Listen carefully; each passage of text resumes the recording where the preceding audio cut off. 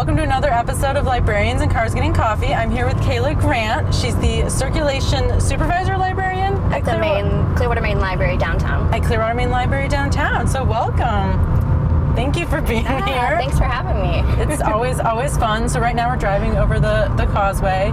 It's beautiful. I just love you. You have one of the prettiest libraries. I agree. A little biased, but yeah, the view. We're very fortunate to be on top of the bluff in downtown Clearwater because we have that. We could see Clearwater Beach and all the water, and it's so peaceful. Yeah. If I have a stressful moment, I'll just go up to the third floor. I'll just look out the window, just kind of relax. Be like, all right, this is nice. This is where I work. I like this. Yeah, you can't be stressed out when you're looking at that view. Oh no. Although I do get a little jealous because I'm like, I'd rather be out there. Right? That's how I would feel all the time. So anyway, can you tell us a little bit of how you got into librarianship, how that journey went, and how you ended up where you are now? Well, I kind of just fell into it. I really wasn't planning on becoming a librarian until a little bit later in college. I was a student assistant for SPC Clearwater campus in their library, and I was just shelving books, and I did a whole bunch of other things there as well. And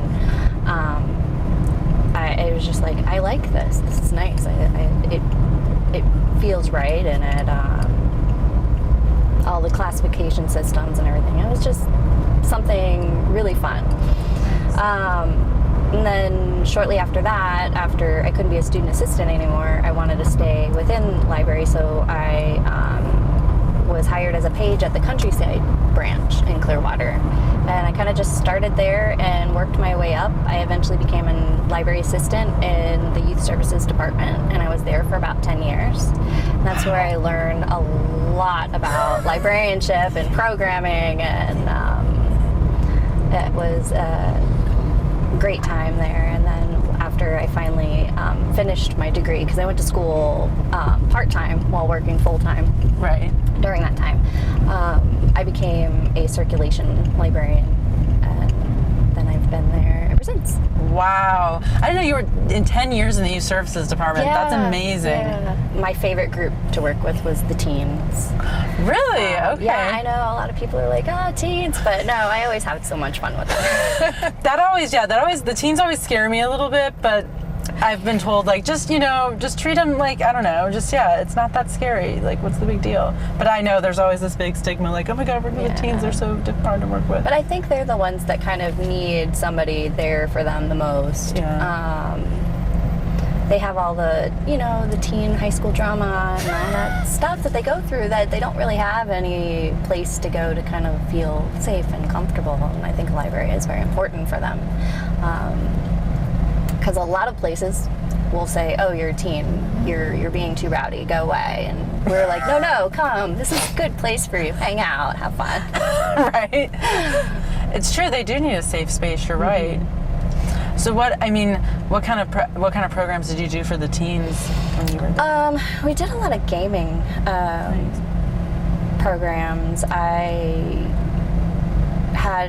I used to bring in my own friends and my own consoles, and I would, because I had a couple friends that worked for GameStop at the time, and we would bring in consoles and set it up in the big program room, and we'd have like tournaments and stuff and just play video games about once a week. So fun. And then it was kind of pretty popular, so I went to my supervisor at the time, Jana Fine, and we kind of did a program proposal to have the city, the library, the Friends, buy us our own consoles, so we could do it on an ongoing event. So now they have, they keep the consoles. They have updated them. I'm not entirely sure which ones they have now, but they still play on a weekly basis. And so cool. Jen Milano, who does a lot of the teen programming now, she started the D&D group, and she's really made it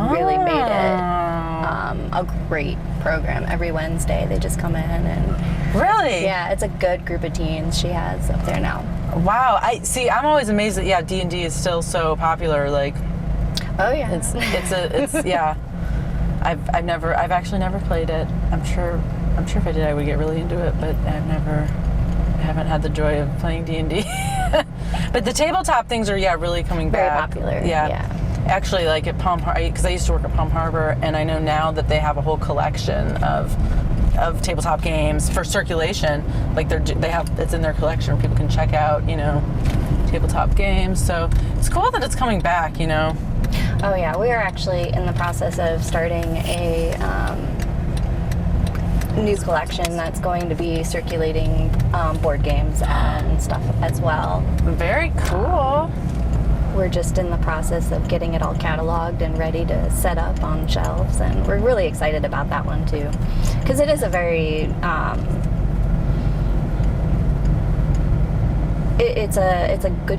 like circulating board games is just a really nice way for people to try games out that they've never would have played before, because there's a lot of board games that are really in depth that are very expensive, and to go out and buy them and then realize you don't like them is they're very expensive. It's a nice way to try out It is stuff. So tell us a little bit about, were you involved with any of the planning or implementation of the Comic-Con this year? Because I went and it was so awesome and amazing. Well, I'm glad you came. Yeah.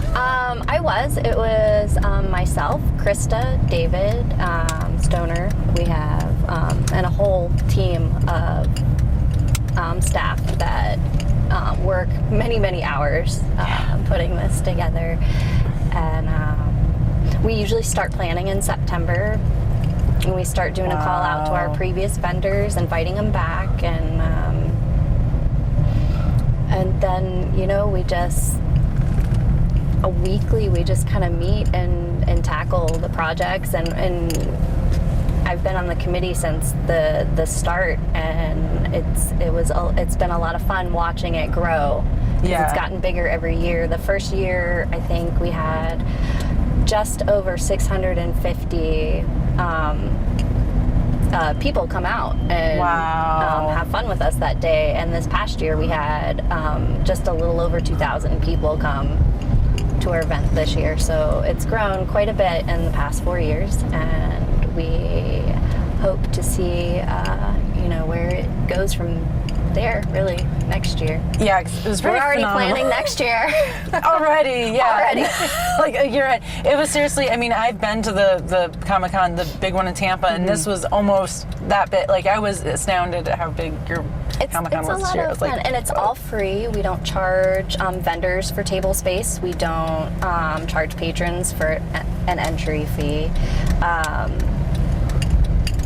What we do ask is that vendors, if they can, donate a prize to our prize pool so we can give away some really nice stuff for our costume contest at the end of the day. And vendors are usually more than happy and willing to do that because they've just got a free table. And and it's a really great way to introduce people to those genres, and it's not the comics and the fantasy and the sci-fi in general. Right.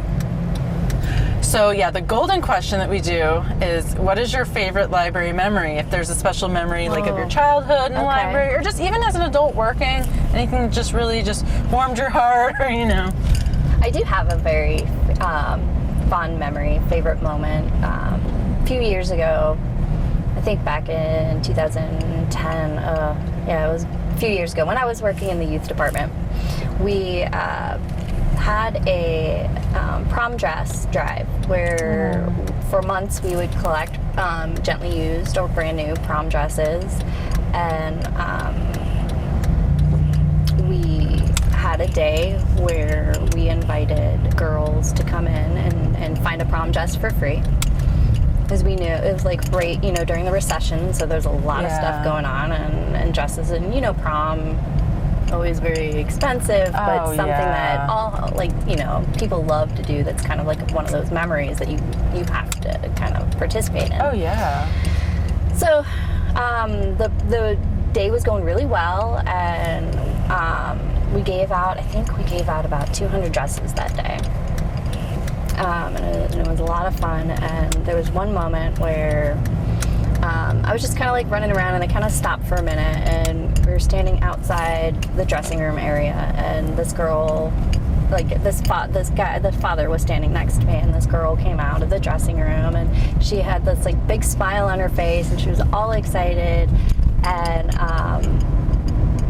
the dad was just kind of like, you know, saying, "Oh, you look beautiful," you know, kind of. They had their moment. As she was walking back into the dressing room, I overheard the dad talking to one of the volunteers, and he goes, "You know, I'm really glad you guys are doing this because I'm a single father. I just recently lost my job, and I just like I wanted to be able to let her go to prom, and this was the only way I could do this, and I wanted to say thank you guys so much for this." And that moment has stuck with me forever. I mean, myself, I was also raised by just my father and me, so at that moment, I like completely understood that moment, and it was one of my favorite memories. You're making me tear up. Like, I'm glad I'm wearing these sunglasses because I am tearing up. The mascara will be running. That is, oh my God. It made me realize, you know, this is why we do what we do. We don't, absolutely, you know, we're there for the community, and we're there to give people opportunities, create opportunities for people. Oh yeah, it's so true. And any advice for young aspiring librarians? Don't be afraid to get involved, and don't be afraid to get messy, because it's a messy job. Well, it's been so fun talking to you, Kayla. We hope you'll do more stuff with TVLC. Oh, definitely. And we'll definitely be back to Clearwater, because you guys are always doing fun, amazing things. And yeah, thank you so much. Oh, thank you for having me. Of course. Yay!